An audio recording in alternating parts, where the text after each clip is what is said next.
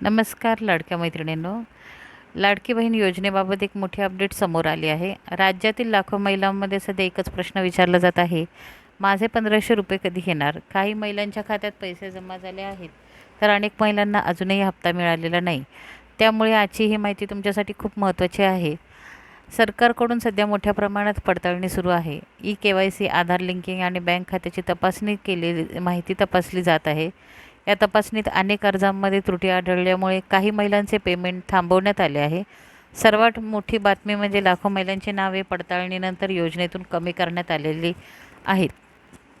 Duplicate अर्ज, चुकीची माहिती, अपूर्ण कागदपत्र यामुळे ही कारवाई करण्यात आली असून यामध्ये अनेक महिलांमध्ये चिंता वाढली आहे. याच दरम्यान अनेक महिलांच्या खात्यात अजूनही 1500 रुपये जमा झालेले नाहीत.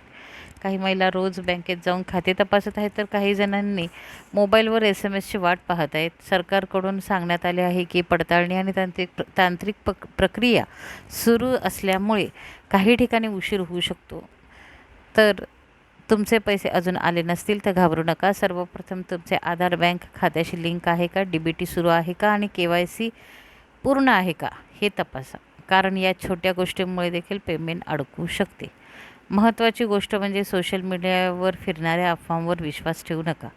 अनेक चुकीचे मेसेज आणि व्हिडिओ व्हायरल होत आहेत, त्यामुळे फक्त अधिकृत माहितीवरच विश्वास ठेवा.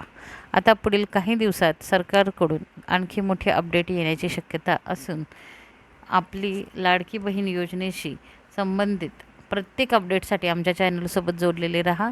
तुमच्या खात्यात 1500 जमा झाले आहेत का 3000 जमा झाले आहेत, नक्की कमेंट करून सांगा.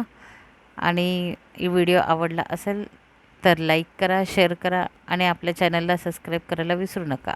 जय हिंद, जय महाराष्ट्र.